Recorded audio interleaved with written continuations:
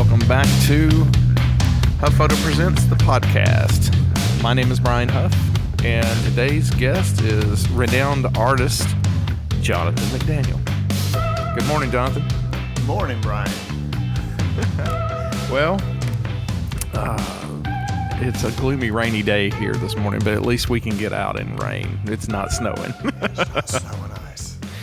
So, Jonathan, how long have you been doing the artwork that you're doing now? Or I guess a better question, when did art come into your life? Since I could draw on the walls, I guess, when I was a toddler, I was steadily, just getting caught up in the big fat crayons we had when we were kids. I used to get caught drawing on the hall walls and everything else, and I guess I never grew out of it. I guess those were our cave drawings. Ooh. Never thought about that. That was our version of caveman drawings. Yeah, I got in trouble for drawing on the walls a few times, but Did you really? Yeah, I never got better though. Yours got way, way better. Are you still drawing on walls though? No comment. No comment. So you were a tattoo artist before you got into what you're doing now, right? Yes, I was. Yes, So how does that go? Like I see, tattoos are become way more, I guess, part of our society now. They used to, they were kind of faux pas, I guess you'd say, but now it's accepted more, I guess you'd say. I don't know. It really is, especially the time we're in is a lot more accepted. Except there's certain areas. Oh yeah. But it has, and it's been around ever since the dawn of time. But everybody's just. I know they found cavemen, or I guess they're not cavemen. I don't know what they were. They were in the ice. They were frozen ice that had the markings where you would have, what was it? Acupuncture. Acupuncture. Yeah. Acupuncture. And so that predated the invention of acupuncture in Japan. So I remember when they made that discovery, they started trying to figure out, okay, where did it really start? So I thought that was really interesting. So really, tattoo goes back to the dawn of humans. It really does. We got bored of drawing on the cave walls and started drawing on each other. So, but I don't know at what point in history it became taboo, but it Right. did. It was just well, and that draws me to cosplay. And I had a conversation the other day thinking about cosplay as folk art. And I was like, oh, what an interesting take on that. And like, well, think about it. If you put on a coonskin cap as a kid, you were cosplaying as what, Daniel Boone or Davy Crockett, And so I started thinking, well, where does cosplay go all the way back to? The context has changed. As far as, oh, don't worry about that. If you guys hear pouring in the background, we're having coffee this morning because that's what you let me go to the restroom. Yeah, so. that's we record with no breaks. But I was like, how far does cosplay? I wonder how far it really goes back, because then we started talking about, Native American tribes. That's how they would tell their stories. They would dress up and paint themselves and portray the characters in their stories. And I'm like, that's the origin of costume play, probably even before that. Then you talk about going back into Mayan cultures and all the other cultures where people would dress up to portray the good guy or bad guy in their story. In Japan and everywhere, I can't remember what it's called over there. It's got a particular name. But I just thought that was extremely interesting thought, that this is a folk art that we're all a part of. Oh yeah, and like we're just telling different stories. Right, and like they were never able to record or Right. so they oral would history. pass things Yeah. down by telling stories, and their children tell stories, and their children tell stories, and it was just that was the recording of the I don't know. So your artwork now, walk me through, like, you've got so many people that you do in cosplay, but they don't, you can take a photograph of someone that's just in everyday dress and then imagine them as this character and create that. Well, I think that's the beauty of it, is because it's kind of like cosplay. It's a character that they've been, just infatuated with, Right. and they've dreamed to be, and they can actually almost be that character. Well, you make them. You literally make them that character. Your art to me is alive. Like, it's. Thank you. It's- It just. to I was me- shocked that when I saw someone, let's say you did Batman, they weren't in that when you drew them. You put them in that. Oh, it's just. And that fascinates me. To me, it's bringing somebody's fantasies to life. Yeah. How often can you do that? And the emotional factor of somebody sees. I've always wanted to be Wonder Woman. Not me. Right. Well, maybe. That's all. Now you do Spider-Man. I I've do seen you- Spider-Man. Wolverine. I do Spider-Man. Of course, around the midsection, I think Spider-Man's had his. That's all right. That's all They're- right. they could. There's multiverses, Ooh, there you so go. you can be middle-aged Spider-Man. Middle-aged Spider-Man. So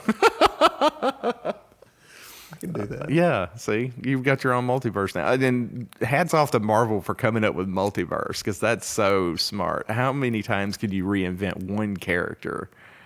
And Oh, it's genius. It really, yeah, it really. from a is marketing genius. standpoint, you're like, dude, that's wow. Oh yeah, hats off to that. That's awesome. I mean, I'm sure all the others will end up doing that and copying that if they don't already. Oh yeah, because like, how far can you go with a character in a story? I mean, you're getting to the point where you're like, oh no, what are we gonna do next? Right. So when they start doing the multiverse, they're like, Yeah, and that's what's fascinating to me is when you do honestly, fracture a universe and make all these what if lines. The what if lines to me are fascinating. I think DC, didn't they kind of do that with Batman and Joker with the Killing Joke? yeah, the Killing Joke. Yeah. Yeah, I saw a cosplay for that. It's fascinating. I loved it. It is a great story. Oh my gosh, the Batman Who Laughed or something. Yeah, like that. yeah, that's it. It is such a great story. My daughter had got me that graphic novel for Christmas, and it's good. Okay. It's deep. It's a very good, deep story. So, And I think that's another thing too when you think about going back to cosplay and it reaching back to telling stories from oral history and everything before we were able to write anything.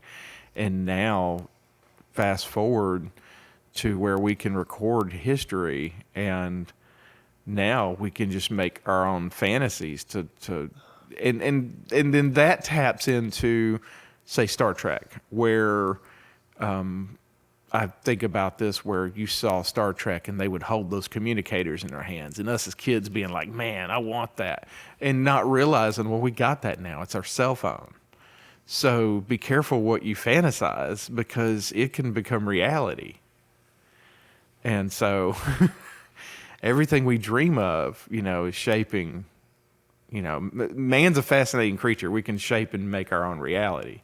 So I'm fascinated by the fact that, things like Star Trek and even Star Wars have, look at these engineers and stuff that are trying to develop lightsabers, that cut through stuff. I've watched YouTube videos of people trying to make lightsabers, and it's pretty scary.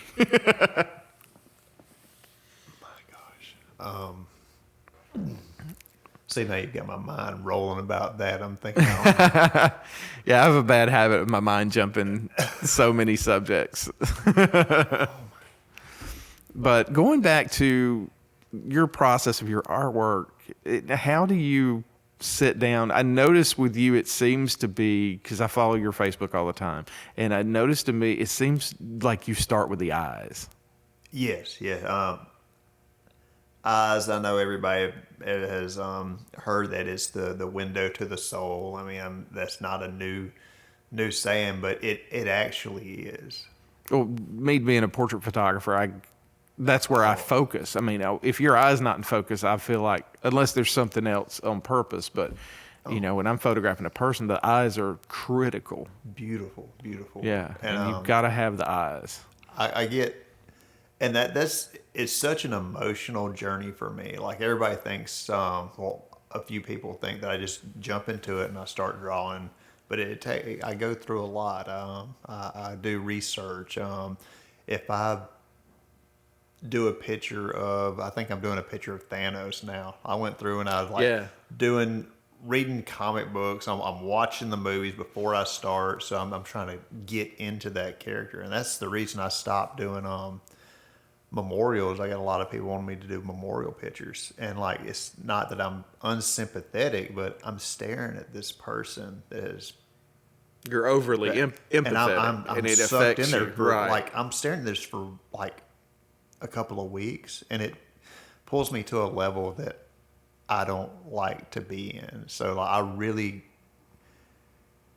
I'm very in depth with my art, especially when I get into it. It's like I'm pulled in. Yeah, I mean, it's something that I don't think as artists you can help. It's something that we just innately are drawn to, but pun intended. But but at the same time, it's something that you can't help. No, it's like it's just like gravity. You can't stop it. It is in trying to explain it. You know what you're thinking, and you know what you're saying, but you're trying to explain it. Like me and you, I'm talking about. I'm like Brian. He gets it. He gets it. He gets it. But it's definitely it's magical. I think we're kind of the same creature in the artistic senses, but I have to draw with a camera because I can't draw with anything else. I've tried, and my drawings are so sad. I've seen you, like when you do photography, you're just you go into a Brian, zone, but you're not. Yeah, you go into a zone, and that flow state where then suddenly you look up and it's 2 a.m. and you don't know what's happened to the last 4 hours. And you're just, and when you hit that flow state, though, there's nothing like it. I mean, it's kind of addictive. It is. When you can hit that space where you're just in that moment and you tunnel vision and everything else in the world goes away for just a little while. Oh, I've even had my kids go away. Dad, we've been calling you. Well, oh my gosh, I'm probably going to get in trouble for that. Oh my gosh, he's a bad parent. But no, you get caught up, and I think it's great, especially to get away from the stress and reality of everything going on. Oh yeah, these days. 100%. I mean, and that's another thing too with the whole idea behind this podcast and everything we're working on now is just to try to bring some positivity in this world, because I've had enough, man. I'm done. I'm so done with everything that's happening. You're unplugged. Yeah, I'm just like, I'm going to go hide in the studio and talk to interesting people and take photos and have fun, because let's face it, if we're not having fun, what are we doing? What are we doing? We're just consumers. Yeah. So yeah, I want to make something and make things for the sake of making things. That's what I miss. I think being able to create for the sake of creation itself is such number one, I mean, that's a gift. That's something that I try to never take for granted. 'Cause I know a lot of people out there would love to be in the situation we're in right now, where we're creating things and doing things, but that what they don't see is the team of people behind us that are making our lives possible. I know. And they see where You we're know? at now. As they see the progress we made and where we've come from then and to now, but they never see how we got there. They don't know how. I've got. Yeah, I'm a 17-year overnight success, I think is what they would say in the music industry. There you go. There you go. I've got 16 comic covers under my belt so far. Wow, that's awesome. But you see the success on Facebook or Instagram, but you never see the times where they said, "Oh, you're not good enough. Oh, you're not." But you keep going, and you keep pushing, and you keep pushing. And that's what I tell people too. They're like, how do you do all these? How do you take these photos and make them look this way? And I'm like, you didn't see the 100 deleted failures to get to this point. You didn't see the losing sleep and the up all night and the trying to figure out the day before, and after 17 years still losing sleep before a photo shoot. That still happens to me because I'm so concerned with everything that could go wrong. And at the last Comic-Con, it did. Everything. We had problems with things we've never had problems with in 3 years of conventions we've done. But we persevered through it and we learned. And that's one of the things, too. I've learned so much more from failure than any successes. And when I throw around this word success, I'm not saying monetary success. I don't measure success in money. That's why I'm a horrible entrepreneur. I measure success in passion. So what drives you to get up to draw that next one? What drives me, I guess, is I finally, over the past year, I guess, I've come to the realization that I'm not going to live forever, and time is fleeting. Right. And I want to get out and push and get as much as I can of my art, and I want to leave an impression on the world. Nothing to do with money or fame. Right. I want to say, hey, I was here. Right. I was here. I want to shout that. And that's what I'm doing with my art. And I'm hoping that it inspires someone else after I'm gone to take up the torch and keep going.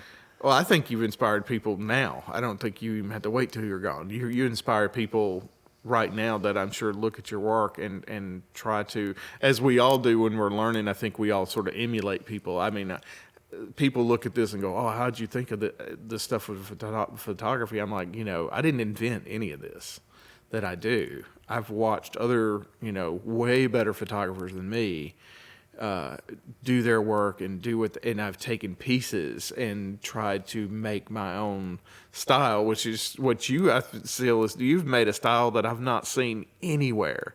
And I think that's what's so fascinating. You can put 10 artists in a room and you can't see, but Mr. McDaniel is blushing right now. I'll stop. You can see, like, if you put 10 artists in a room and give them the same subject, no one will do the exact same thing. We're all so different. We all interpret things so differently. Oh, yeah. I had somebody the other day, I'm not naming any names, but he said, I want you to do a picture. He said, but I want you to do it like Todd McFarlane. I was like, well, I'm not going to do that. Right. You're going to get a Jonathon McDaniel. Yeah. And once you try to be someone else, not like you said, you take bits and pieces from people that you were inspired by. Right. But the world doesn't need another printer. Yeah, and that's my whole thing. I have a love-hate relationship with Pinterest. And Pinterest to me is great for mood boards, ideas, feelings, and seeing and making like a mass of photographs or drawings or something that you're kind of looking for an inspiration of a feeling. But my most hated thing is when a client comes to me with a Pinterest list and they're like, want to Xerox copy that. I'm like, I'm not a copy machine. You know, I don't want to do that. I'm like, we will take inspiration from it, but we're going to put our twist on it, and we're going to make it unique to you because, you know, I've walked away from shoots that have wanted me to do things that aren't me, and I'm like, if you hire me, I would like to think that you hire me because you enjoy what I do. No, and what I create. So you're same. Oh my gosh, it's like you're looking into my head right now. Like really, it's like you're looking into my head. I think I think this is something that all artists struggle with. I've had people I'll do a picture and someone will want me to, that I would like that same picture. I cannot. Right. I probably could, maybe, but I can't reproduce the same picture. I'll do a picture of that character or something like that. But as far as me, I feel like I'm cheating. I feel like that I've robbed myself of that creative process. You know. Is it Steve Jobs say all? Was it, what did he say? Great artists steal. Something like that. I can't remember his exact quote, but I was like, that's an interesting take. On artistry. I didn't know artists were thieves. I didn't ever thought about that, but I think we steal pieces.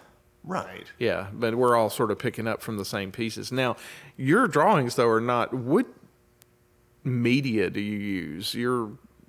Because you're not just paint or I'm just so pencil. You seem to happy mix everything. I'm really happy that you asked that, because I get so many people asking me like what media Right. I use, but and like, well, you type it down, but no, I use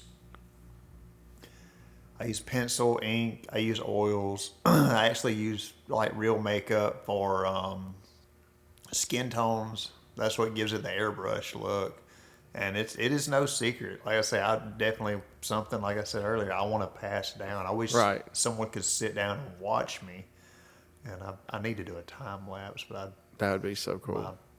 Attention. We could do that in the studio one day. Oh, my attention span is so horrible. As soon as I think about it after I started. Right. I'm like, oh yeah, that'd have been a good idea. I'm so bad about that myself, because I'll be like, oh, you know what? Today's photo shoot, let's do behind the scenes. And then the photo shoot's over and I'm like, oh, we were going to do behind the scenes. Like, well, missed that. Because I'm the same, like my brain will jump and I'm gone. Hey, and you're an artist, and it's a. When you get on the roller coaster, you can't get off. It's like you're stuck. But I think that's a good way to look at it too. It's a blessing and a curse. It is both. It is. I don't know how many times I'll be sitting there, and having a conversation. I can look at like a chair. I'm like, oh, it'd be cool. They're like, Jonathan, are you paying attention? Yeah, I'm paying attention, but my mind has just shot off. Yeah. So I'm the same way. I will see a scene, and hats off to people that are videographers. I don't think in motion. I've helped work on some music videos and stuff like that, but videographer people, directors, as cinematographers are another animal from photography. Because me, I live one frame at a time, and so when I see a moment, just that's fleeting, and that just really, that's something that calls to me, are the moments, and just and sometimes I'll have the camera and there'll be and I'll purposefully not shoot it because I'm stingy, and sometimes I don't want the camera between me and what I'm seeing. I want to absorb that for myself, I like and that. So yeah, and it's funny though, because how many drawings do you have, or how many of your own family that you've actually done? My goodness, I've got like 2 or 3 of Trinity, and then I would guarantee you I have more pictures of Trinity than I do my own family. It's so sad. I have not. I'm like the anything. mechanic that doesn't work on his own car. Like I'm so like most of my family pictures are me holding my cell phone up and like gathering everybody in.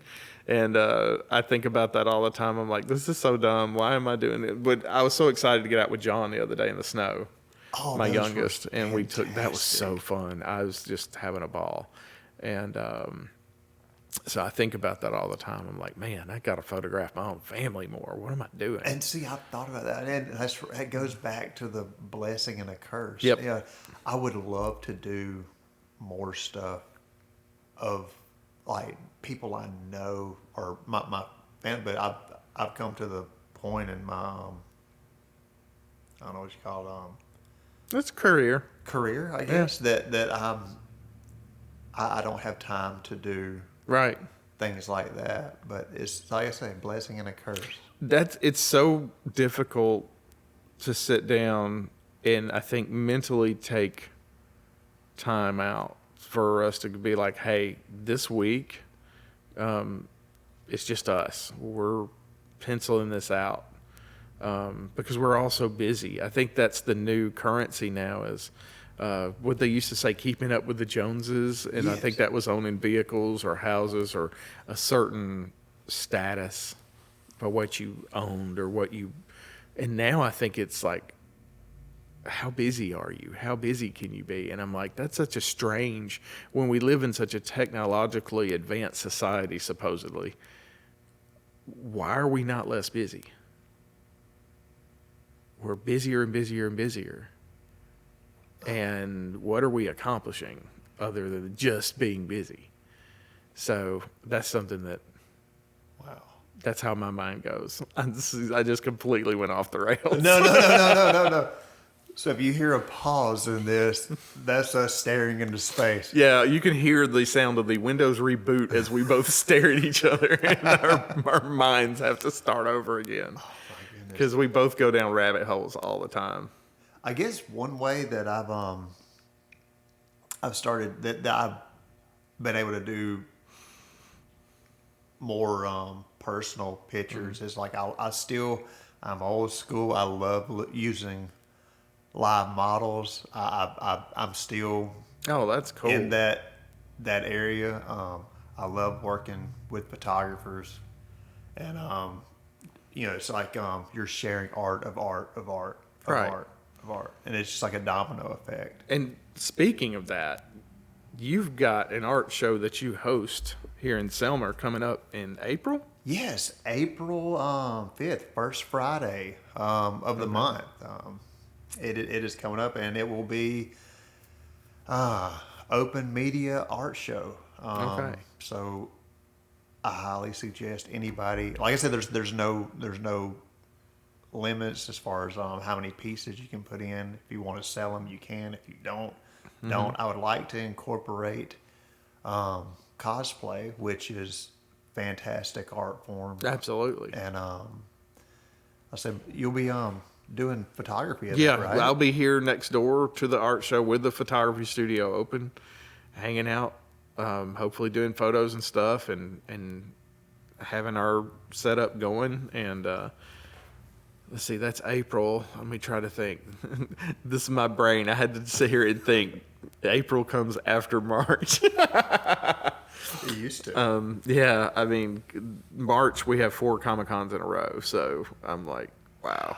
And I saw you're going to be at Jackson Comic Expo and Trinity's going to be there as well. I'll be there. Trinity's gonna be there. I'm so Huffoto's excited. gonna be yeah, there. we're going to be there. I'm so excited because it's like all of our little Comic-Con crew it seems like getting to be at Jackson, and that being closer to home, is great. It's become a family too. It really is, and that was kind of my focus this year was coming into 2024 was what can we do to bring value to this community and family? And that's where I was like, well, what if we made a magazine? We got photos. Oh yeah. We know how to write, and so many talented people in this group. We got Carrie Bland and Andrea and Donna and her husband and Lauren Knight and all these people in this community. There's so many talented people. I can't even sit here and list them all.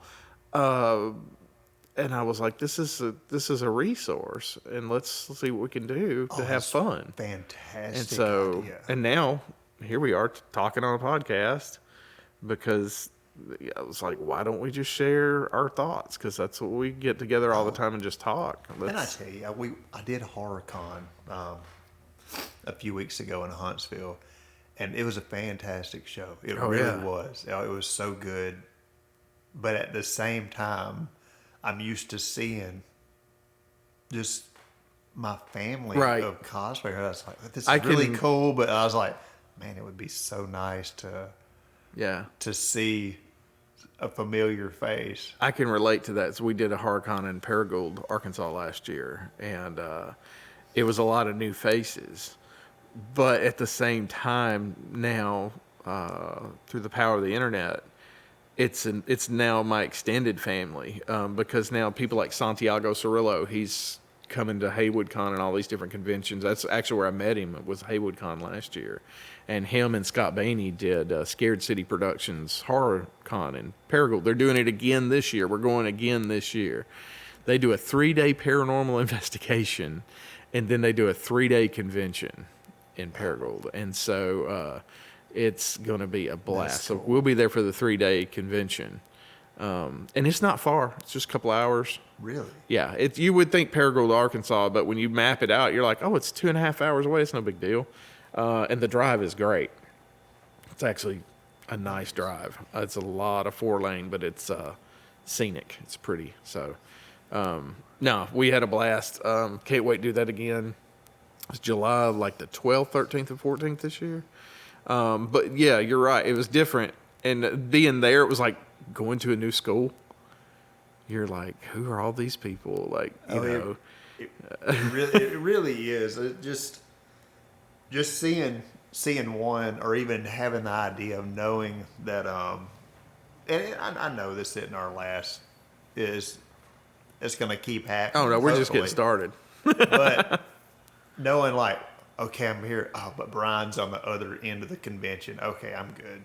Yeah, So, I get that. I feel a little comfort in knowing. With CorinthCon, we were so worried about the roads, didn't know if we were going to get to go. And then I saw Lauren and Donna were going. And I hollered downstairs to Jessica. I was like, hey, okay, we got to go pack everything somehow. I was like, because Lauren and Donna, they're all going to be there. We got to go hang out. Like, it's just, you know, I was like, there's no way we can miss this. All of our buddies are going to make it. We got to be there. Oh, my gosh. And they're rock stars. Oh, anybody listening to this, listen to the Ice Cream Queens podcast. Find them on Facebook. They are a blast. If you're not smiling, you will be after you get they are a blast. I love them. They're all a riot. You got Daryl is fascinating with his criminal knowledge. He was an investigator for so long. And then Donna and Lauren and everybody's, you know, if you like listening to serial killers and all this information about cold cases and all this true crime stuff and everything, it's a blast. But yeah, I love listening to those guys. They're fun. They're so good. I think they got one tomorrow. Do they really? Yeah. Which, if you're listening to this podcast, I don't honestly know which Friday this is. It may be February the 2nd. I'm not sure because we record these early. So there's that. But yeah, going back to your process, and people send you photos of themselves to get inspiration from, to put into your. Oh yeah. It's like I have somebody will send me like a selfie.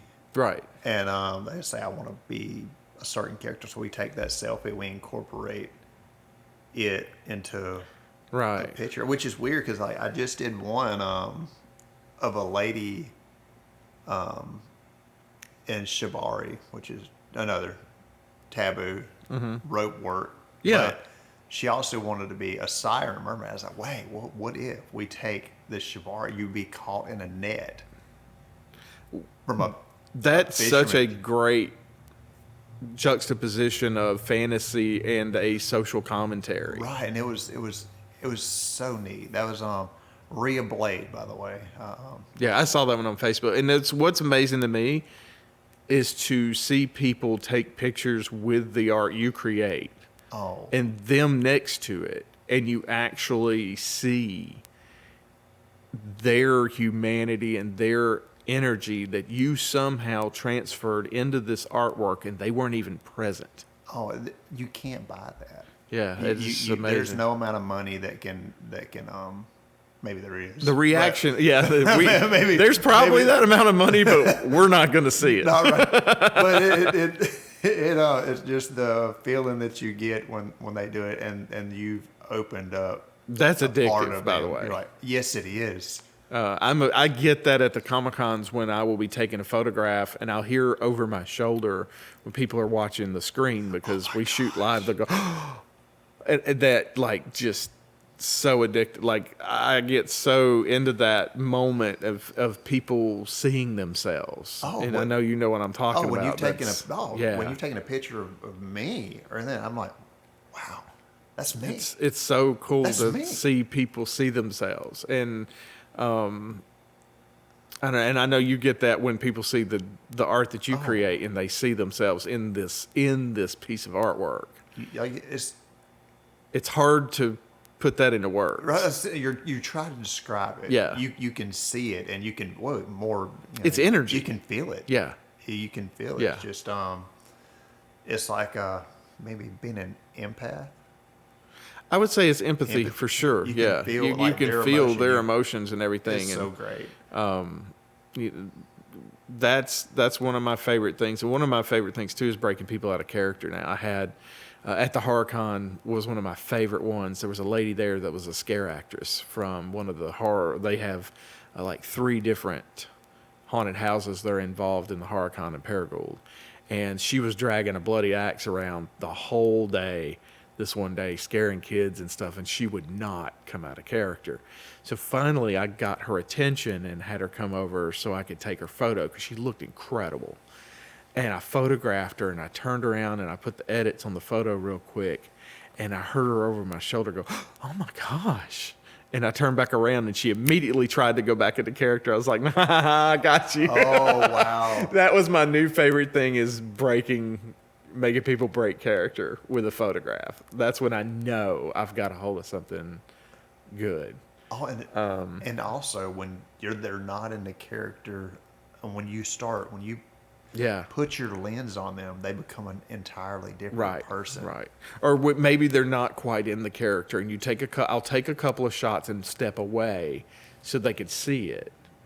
And then they realize, and it's like a switch gets flipped on. Right. And then they find that character. And then that to me too is so, it's intoxicating. I think that's the word we're looking for. Yes. It really is. And, I would get that way when I used to teach. I used to teach photography for high school seniors for senior projects. And to watch the student actually set the camera and take a shot for the first time that worked, and they see they suddenly created something. Right. And this is dumb, but after 17 years, I'm still that kid.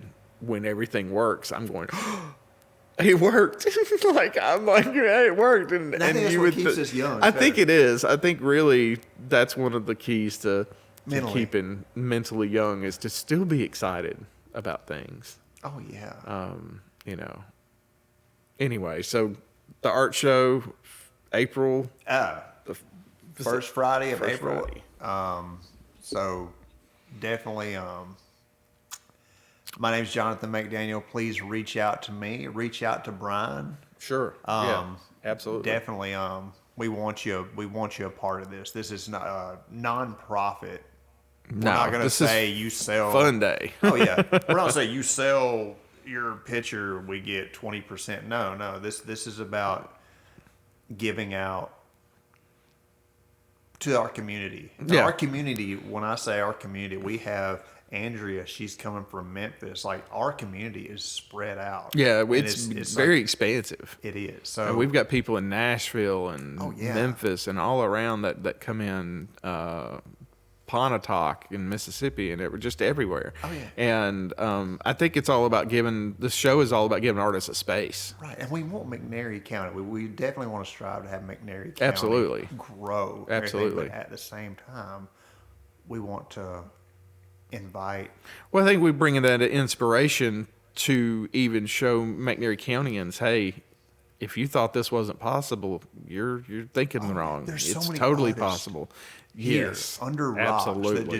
that just don't want to come out. There is a strange concentration of immense talent in McNairy County. Yes, there is. Every time Arts in McNairy does a show, it never ceases to amaze me how they just get better and Where did better. they come from? Yeah, where, like, where did this person come right, from? and it's just that people that can sing, that can act, and just every type of discipline of art. There's there's something in the water in McNairy County. I agree. And well, man, thank you for coming out and joining me here today. And Thank you for having, allowing me to be. We'll here. have to do this again. I feel like this is the beginning of a series. Sounds good. And everybody out there in podcast land, thank you so much for listening, and we will see you on the next one.